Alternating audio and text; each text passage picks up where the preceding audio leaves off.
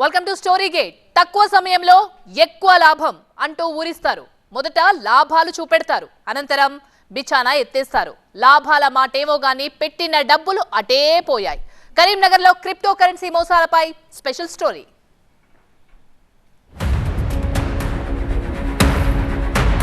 ఉమ్మడి కరీంనగర్ జిల్లాలో 15,000కు పైగా క్రిప్టో కరెన్సీ బాధితులు ఉన్నారు. క్రిప్టోలో పెట్టుబడులు పెట్టండంటూ కొన్ని కంపెనీలు ఏర్పాటయ్యాయి. గత 2 ఏళ్లుగా ఈ క్రిప్టో కరెన్సీలో పెట్టుబడులు పెడుతున్నారు.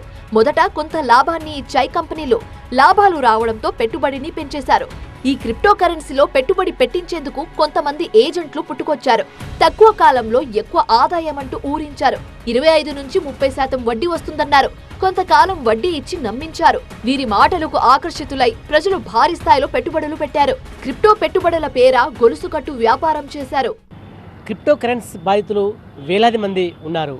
అంటే ఉమ్మడి కరీంనగర్ జిల్లాలో సుమారుగా 8 నుంచి 9,000 మంది వరకు కూడా క్రిప్టో కరెన్సీ బాధితులు ఉన్నారు. ముఖ్యంగా అధిక శాతం వస్తుందని చెప్పి ఆశ చూపి పెద్ద ఎత్తున పెట్టుబడి పెట్టించారు కొంతమంది ఏజెంట్లు. ముఖ్యంగా కరీంనగర్ జిల్లా కేంద్రంతో పాటు జగిత్యాల జిల్లా కేంద్రంలో గల్లీ కూడా బాధితులు ఉన్నారు. కానీ చాలామంది పోలీస్ స్టేషన్కి వెళ్ళి ఫిర్యాదు చేయాలంటే భయపడుతున్నారు. అనాధికార సమాచారం ప్రకారం సుమారుగా 200 కోట్ల వరకు కూడా మోసపోయినట్టు మనకు తెలుస్తుంది. ఇందులో అన్ని రకాలు ప్రభుత్వ ఉద్యోగులు కావచ్చు, రాజకీయ నేతలు కావచ్చు, అన్ని వర్గాలకు సంబంధించిన ప్రజలు పెట్టుబడి పెట్టారు.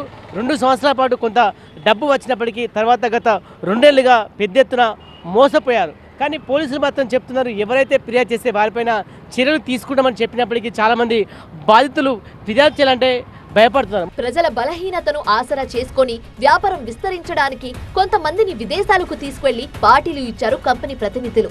లాభాలు అధికంగా రావడంతో కస్టమర్లను విదేశాలకు తీసుకెళ్లామని ప్రజల్లో ప్రచారం చేసుకున్నారు. నమ్మిన ప్రజలు భారీగా పెట్టుబడులు పెట్టారు.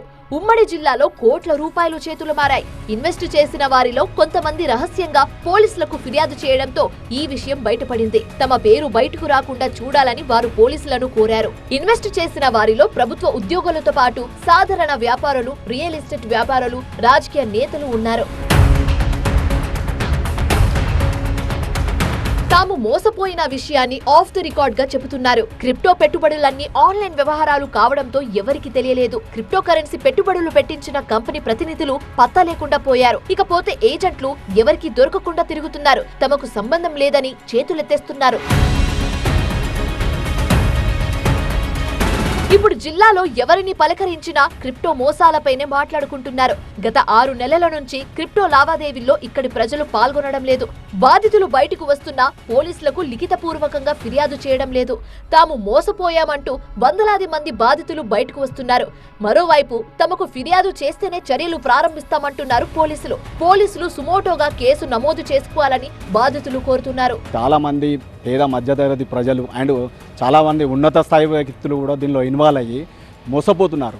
ఇది ప్రభుత్వం వెంటనే దీన్ని సుమోటోగా గుర్తించి దీని మీద ఎంక్వైరీ చేసి అసలు సూత్రధారి ఎవరు, ఏం కథనో అనేది తెలుసుకొని దాన్ని చర్యలు తీసుకోవాలని చెప్పి వారిపై చర్యలు తీసుకోవాలి, ఆదుకోవాలి, ప్రజల్ని మోసపోకుండా చూడాలని చెప్పి కోరుకుంటున్నాను. 10 లక్షలు పెట్టినామంటే ఇది ఎక్కడి నుంచి వచ్చిందని చెప్పి మళ్ళీ ఎంక్వైరీ వీళ్ళ మీద అవుతుందని చెప్పి ప్రాబ్లం ఫేస్ అవుతుందని చెప్పి వీళ్ళు పోయే కంప్లైంట్ ఇచ్చి లేని పరిస్థితిలో ఉన్నారు. బడా వ్యక్తులు కూడా ఉన్నారు. దీనిలో చాలామంది మా బంధువులు పెట్టుబడి పెట్టి కూడా చాలామంది మోసపోయినటువంటి సందర్భం. ఈ కరెన్సీ దాని మీద యాక్షన్ తీసుకోవాలని చెప్పేసి కరీంనగర్ జిల్లా తరఫున డిమాండ్ చేస్తూ ఉన్నాం.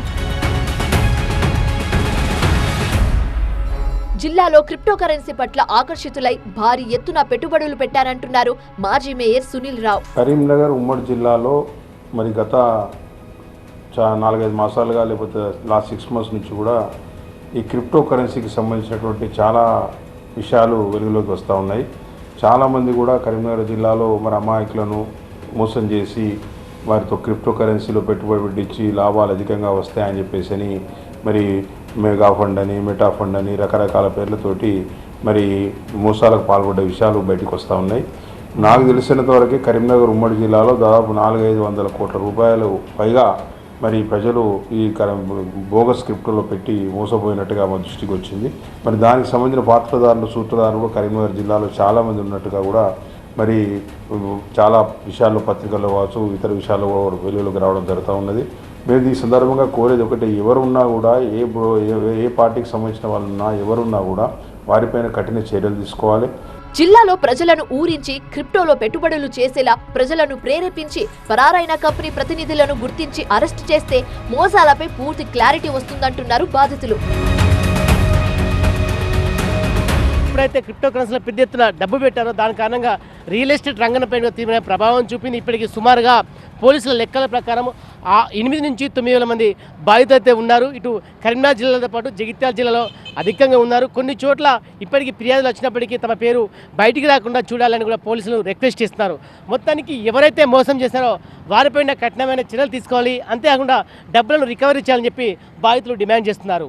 కెమెరా పర్సన్ సలీంతో సంపత్, TV9 కరీంనగర్.